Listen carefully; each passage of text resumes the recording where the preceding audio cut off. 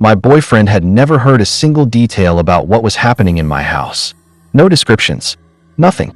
And then one morning he walks up to me and says, "There was a tall old man standing in your dining room last night.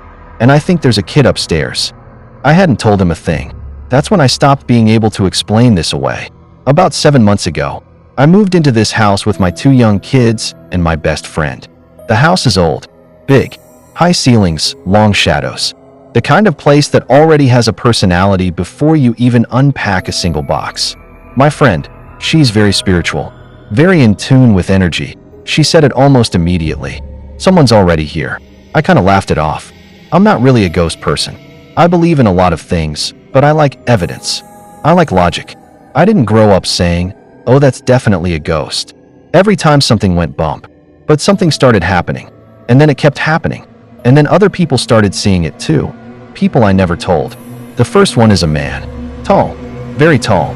I'll be sitting in my living room, which opens into the dining room and part of the kitchen, and in my peripheral vision, I see him, just walking, moving through the dining room like he owns the place.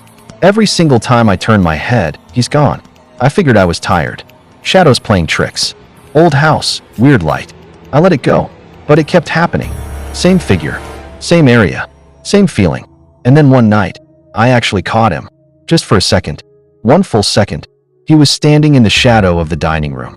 Tall, old, all dark, like he was made of shadow himself. Just standing there, and then gone. I sat there frozen, because I knew what I saw. I wasn't half asleep. I wasn't being dramatic. That was a person who was not a person. And here's the thing, I didn't feel threatened. I felt almost like he was just checking on things. Like this was still his house, and he was keeping an eye on it. The second one is a child, a small figure. I've seen it peek its head around corners. I've seen a small shadow sprint across a doorway. That quick little blur of movement kids do when they're running from room to room. But this child seems to really love the upstairs bathroom. I can't tell you how many times I've been in the shower and heard giggling right outside the curtain. That particular kind of giggling that sounds like a kid trying very hard not to laugh and absolutely failing. The shower curtain, always open. No matter how many times we close it, things in that bathroom will move, disappear, show up somewhere random later. It feels playful, mischievous, not scary, honestly, kind of sweet. It reminded me of the way little kids try to spook adults and think they're being so sneaky. But the thing that really got me, the thing that made me go from "this is probably nothing" to "okay, this is real," was my boyfriend. He spent the night. He slept on the couch downstairs.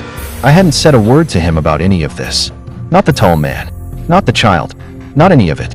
In the morning, he came to find me and described exactly what we'd been seeing for months.